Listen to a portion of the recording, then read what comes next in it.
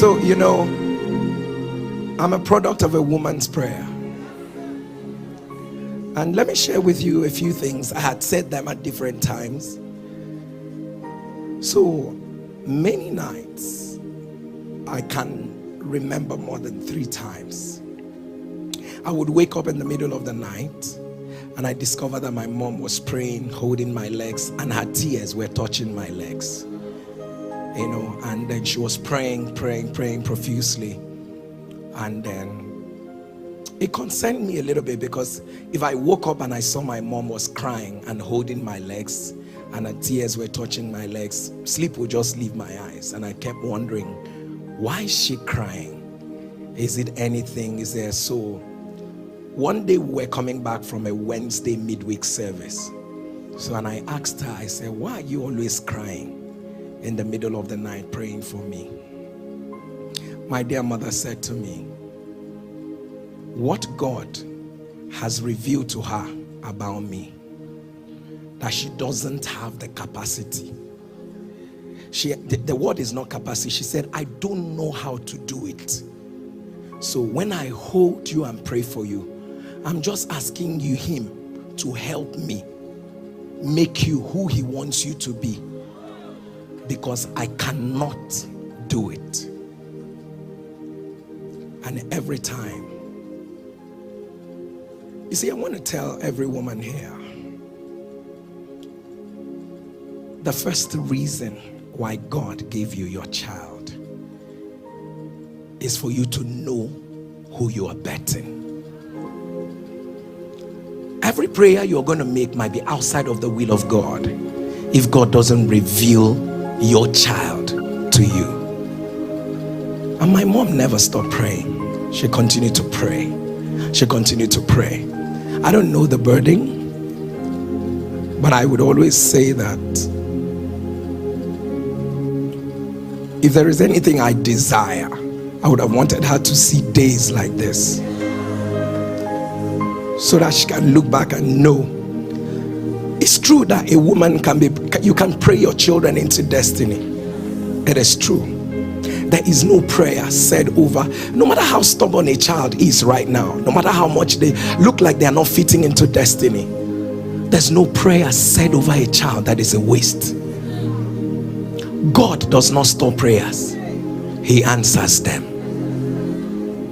And so when I am a little bit confounded when I see mothers who can't pray, and I'm not talking about vain repetition, I'm talking about revelational prayers. Lord, show me about my child. What are the challenges of this child? What will this, let me say this. I remember the first time I brought my wife to my mother, and I told my wife this.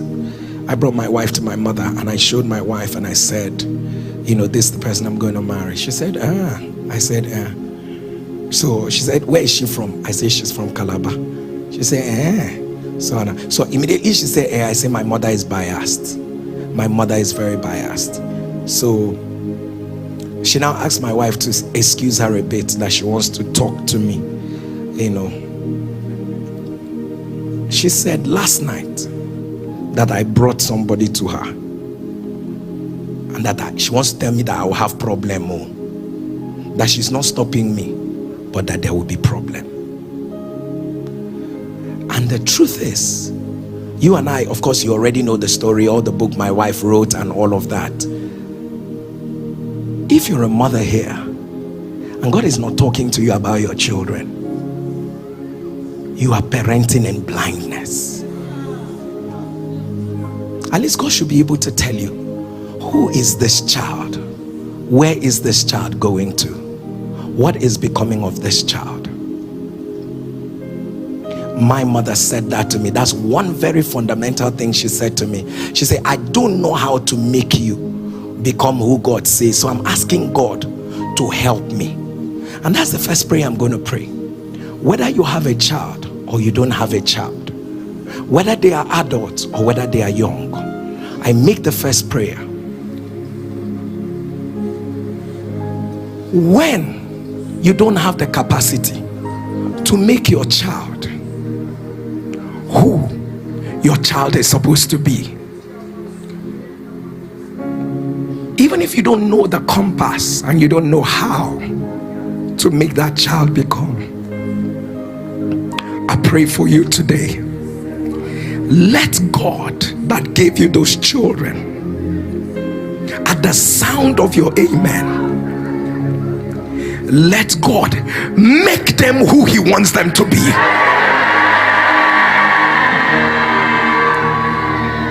Your weaknesses will not speak against your children. Your failures will not speak against your children.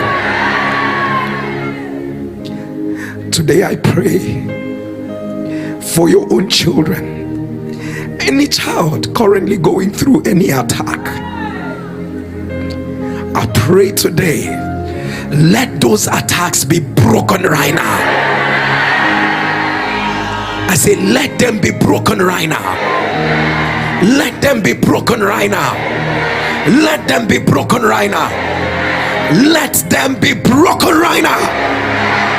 Let your amen thunder louder. Take your seat. And you know, I remember on an occasion where in our local church, it was the very first time I was sitting with my mother, in fact, in the church, right at the back. I was probably between maybe, I can't remember, maybe I was 10, between 9 and 10 or 11, between 9, 10 and 11. So they announced in church that we're going to have 3 days dry fasting. 3 days dry fasting in church. So I turned to my mother. I told my mother that I will do 1 day of the fast because I really loved God. I loved everything about God. I said I will do 1 day of the fast. My mother turned to me and said, you will do the 3 days. I told my mother, I'm a child. My mother, I've never forgotten, opened Jeremiah for me. She reads Igbo Bible. My mother reads Igbo Bible, and she opened Jeremiah for me. You remember when Jeremiah said, I am a child, I cannot speak. Then God replied Jeremiah and said to Jeremiah, do not say I am a child. Church, you cannot believe that this is how my mother and I went through a journey of 3 days. Dry fasting. I died and I woke up. And the fast had not yet finished. People of God, you know now, they will call it child abuse. But my mother abused me into destiny. Let me say this. You know, there are people you can't even fight because the prayers over their heads are older than you.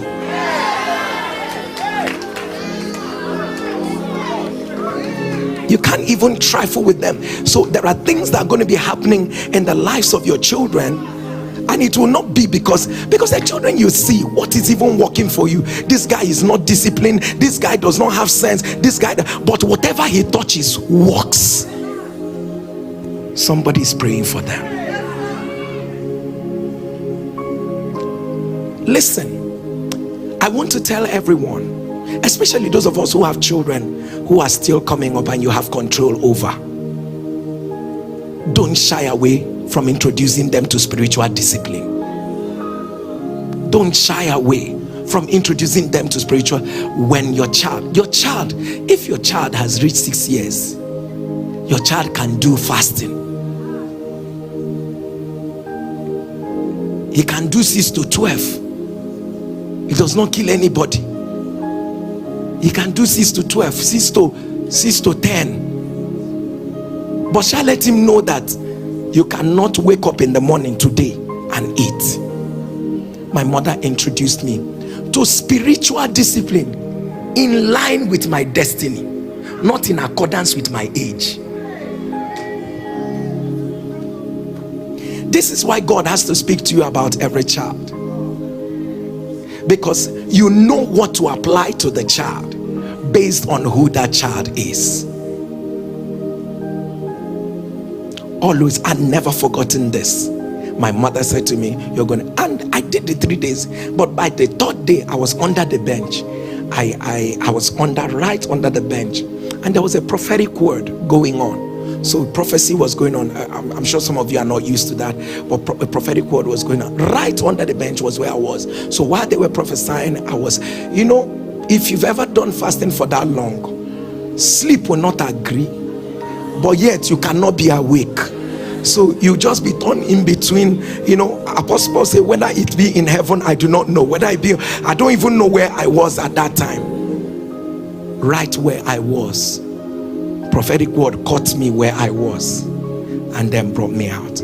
The first concise and precise blueprint of my life was given that day. How I was going to serve the nations, how so and so was going to happen, how the miraculous was going to break out, and I don't forget her. And that was how let me tell you, some people did not just show up. You didn't just see them. They are a product of so many things that have happened.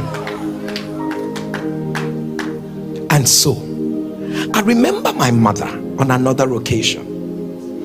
I guess once I'm just sharing these 7 things about what my encounters with my mother. Hey, let me say this. My mother was not a perfect woman, by the way. And I'm sure that I've told you that she was a single parent. In fact, let me share with you an issue that went on. I mean, after she got born again, so I had gone out. I was very young, and I'd gone out to play with the other children. And so I don't know what happened. So one of the children started calling me bastard. Bastard, go and call your father. And I went back and I told my mother that boy that lives at 18 called me a bastard. I should go and call my father. My mother said to me, I did it when I didn't know God. He said, but I know God now. He said, what they called you is what they think of you, but what he called you is not who you are.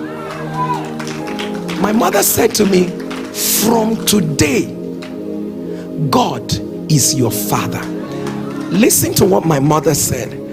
My mother said to me that his own father cannot give him everything he wants, because his own father does not have everything. He says, but your own father has everything and can give you everything. From that day till today, I don't even care who is who or who is not who.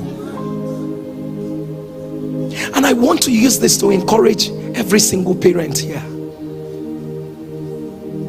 Never feel I can't raise a great child. Never feel that my children cannot turn out right. Look at Pastor Jerry.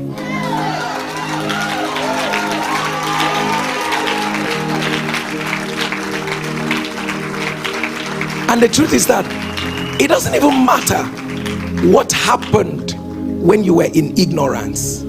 That belongs to yesterday. It doesn't even matter how you failed. That was in your yesterday. But what matters is who you are right now.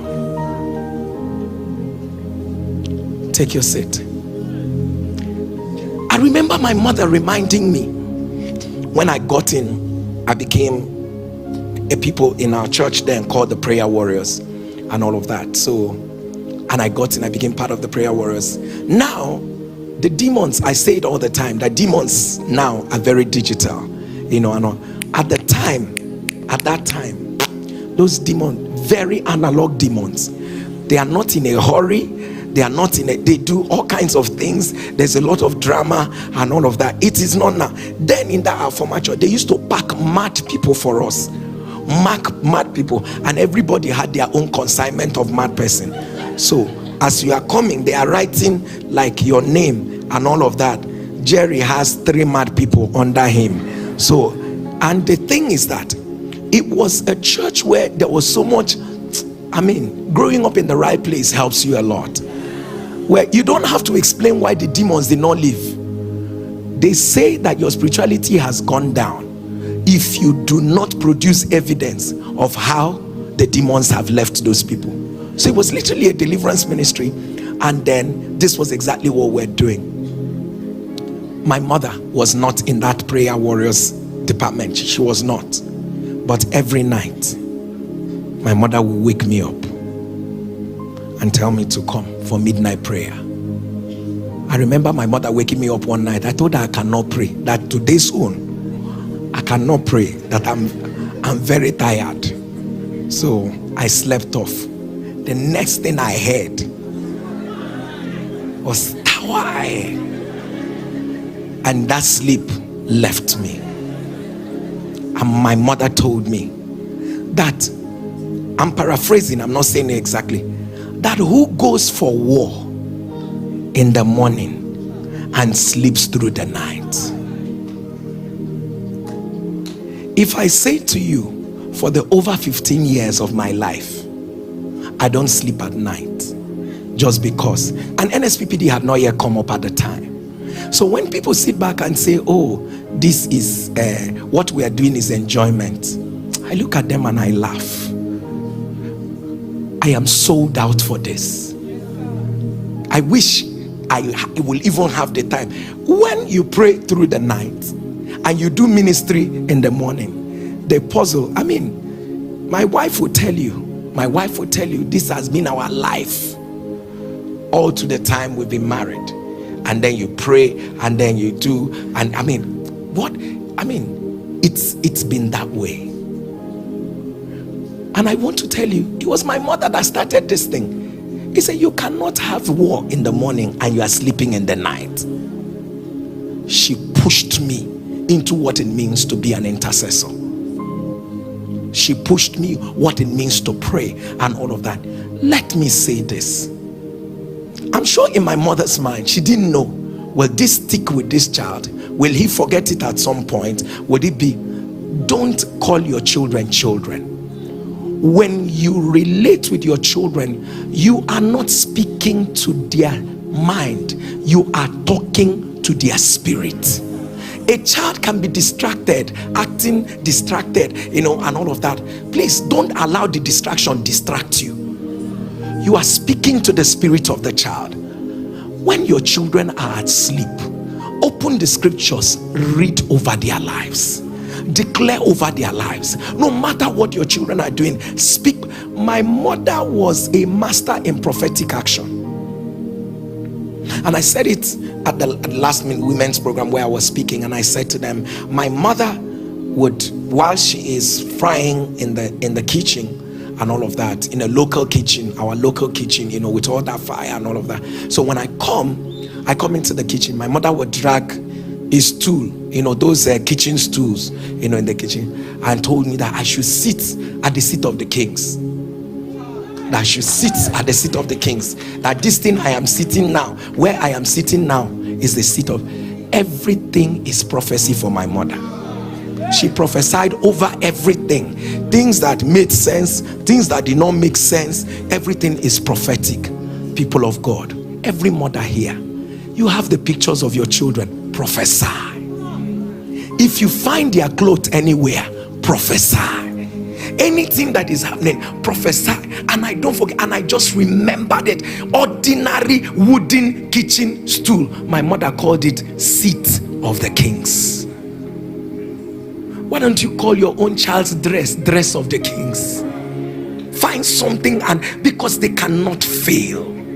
They cannot fail. They cannot fail. If you see when your own destiny came under attack, you can imagine what your children are going through right now.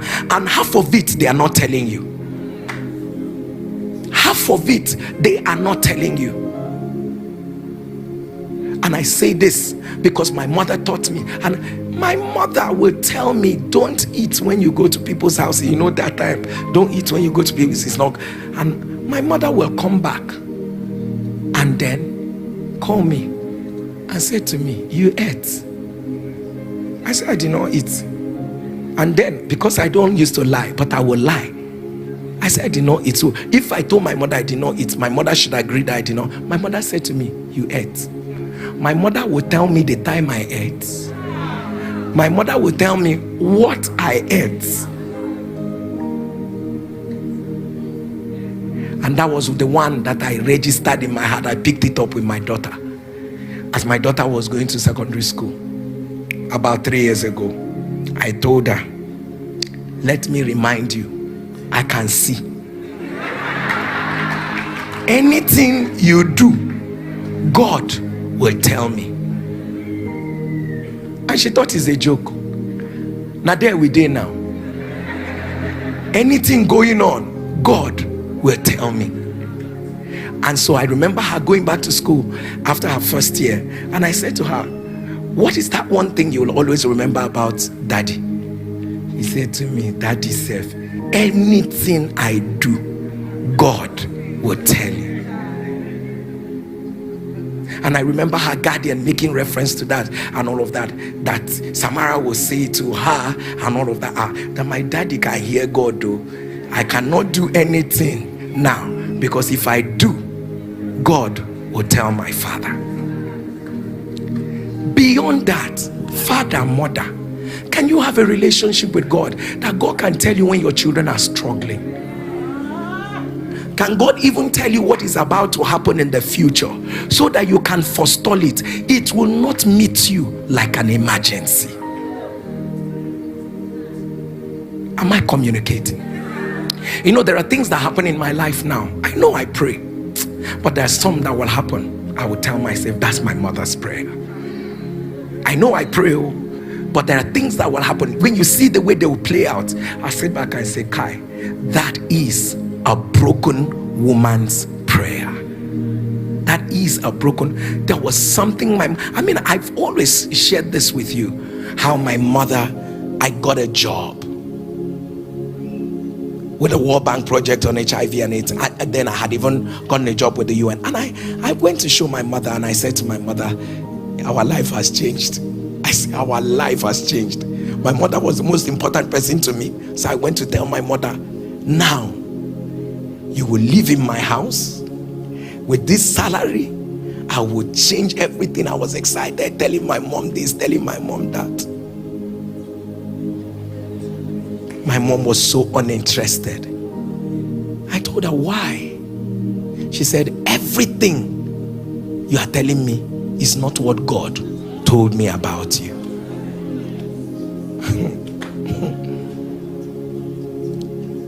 Let me tell you, parents, some things your children will celebrate, you need to pray about them and be sure that most of them will not die in it. Pray about them. Not how exciting it is means that God is there. And God, my mother told me, that's not what God told me. That's not what you should do. Hey, as in, it's not what God told you. I told my mother that we quarreled that day. I quarreled with my mother. I said, it's not what God told you. What God told you is that way. And you're telling me to go into full-time ministry. Which example do I have around me to show me that if I go into full-time ministry, nothing will happen to me? Which example? No example. Say it's not what God told. That I will serve God. I will serve God. If people understood my dialect, I would have spoken it for. She would that I should serve God. That what God is saying, I should forget everything and serve God. I should serve God. I should serve God. I should serve. So I asked my mother. I said, so if I'm serving God and I get hungry and all that, he said, if I die, I'll go to heaven.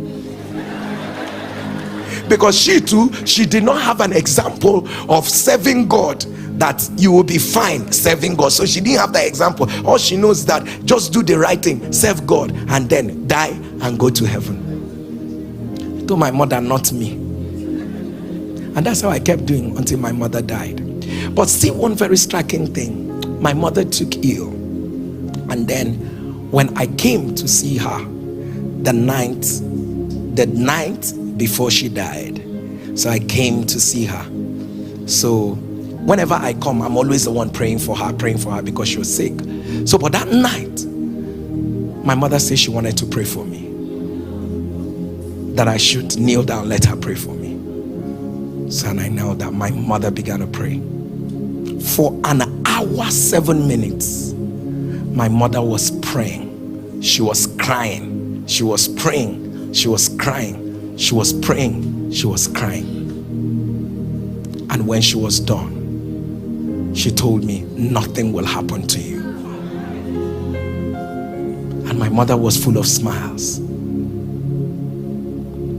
And when I was ready to go, she now called me by my Igbo name, and she said to me that Shebi, I know that this has sickness, that if I had what it took, that she will still not be sick. So I told her that I'm trying, that I don't know what else to do, that what is happening to you is not something that will kill somebody tomorrow. That I'm trying, that medications, we're giving medications and all. She said no, that Shebi, I know that I've not reached that height in the spirit where I can speak to this her sickness and it will go. She said to me, no matter what you are doing, try and get to that height where sicknesses like mine can hear your voice and go. And as far as I was concerned, I just felt like, she likes talking about God, everything, God. I told her, yes, I will get to that height where sickness is that. So I was getting offended. I said, look at this woman, all the trouble I'm going through for you, you are not appreciating. It's now I should get to the height. Come and carry me to the height. Let me reach the height. And the next day, I heard my mom was dead. The only word that came back to me was, get to the height so that sicknesses like mine can hear your voice. And I made up my mind, and whatever it would take, I wish I were me now. My mother would not have died. But it's not late. So what I could not do for her, I will do it for my generation.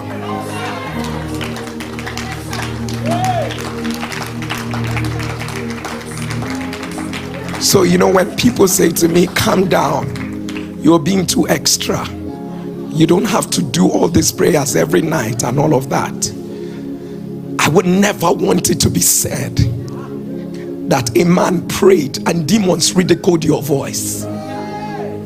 Never. So sir, it's about how your spirit man is stratified. There's a place where you grow. There are things that cannot withstand your voice. Many years ago, this voice could not make it happen. But I'm glad today that it's an endless journey of continuing. So my passion for what I'm doing, my mother was my treasure. And I want to tell every young person here, please take care of your mother.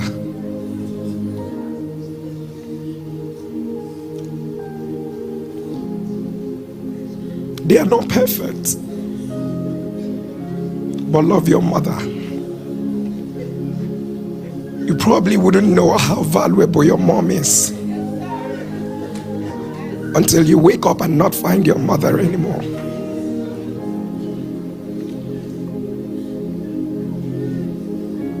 Love your mother, take care of your mother. They don't have to ask you for you to give them. I know they can be quite a handful most times. They can complain, they can do, just be nice, be kind to your mother. Please be kind to your mother. Be kind to your parents as well. Be kind to, remember your parents. Remember them. Show them how much you care and how much, if God blesses you in whichever way, let your parents feel it. Let them feel that God has blessed you. Let them know that God, you see, if anything happens to you, the side chicks won't be there. If anything happens to you, I'm telling you the truth, it's so easy how people move on, but your parents will have a hard time to move on. It will scar them so much. I wish I spent more time. I didn't know my mom was going to die. I wish I spent more time. I wish I did more. And that's what I keep saying to myself.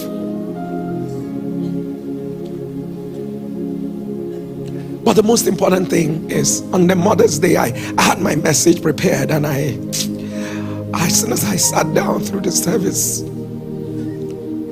my heart was just in a mixed place. Not mixed because I remember my mother. No, that's not it.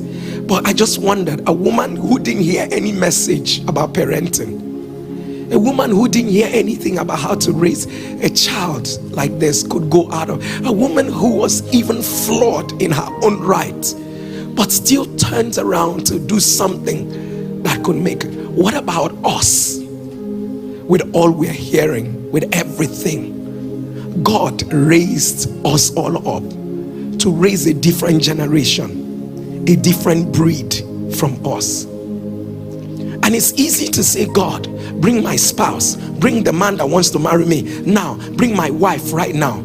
Are you even prepared to be that mother? Do you even have a prayer life that can sustain? I'm not talking about transactional prayer life. You're prayerful right now because there's something you desire that God should do. But hey, away from that, do I have a system? Do I know that this thing I'm getting into is a ministry of its own? And the proof of the ministry is how each and every one of these people will turn out. Don't forget what I said when my mother said, what I cannot do, which should be a prayer for every parent and would-be parent. Lord, what I can't do for my children, please be that for them. When I'm not there, what I can't teach, please teach my children. What I can't give them, please give them. And my mother said, that's the reason why I will hold your legs every night, and I will pray and I will cry, because she knew she was flawed, and she knows there are things that she can't do. On a day like this, mothers, fathers, I want you to realize that nothing beats a mother or a father who is connected to the throne of God and who is ready to make the needed sacrifice. Every time I see people getting married and we celebrate testimonies on NSPPD, I always would ask myself another question. Are they ready for this ministry called parenting? What has God told them? What do they know about their children? Are they going to parent a child according to you are a child, or am I parenting you according to your destiny? It's an error for your children to turn out to be teenagers right now, and you don't have one word. God has spoken to them. A few light years ago, I had said to my daughter, I told my daughter what God said to me about her. And I told her that it's something that you need to pray and all. And this one, she came back on holiday. She told me, Daddy, let me share a dream I had with you. And she shares a dream with me. And she said, when she finished the dream, I said, wow, it's a dream that you need to pray about. And she reminded me, and she said, Daddy, do you remember what you told me I just did? I said, I remembered, but I thought you had forgotten. He said, I've not forgotten, Daddy. And she said, please pray for me. I knew we were making a journey. It will all come together. Rise on your feet wherever you are.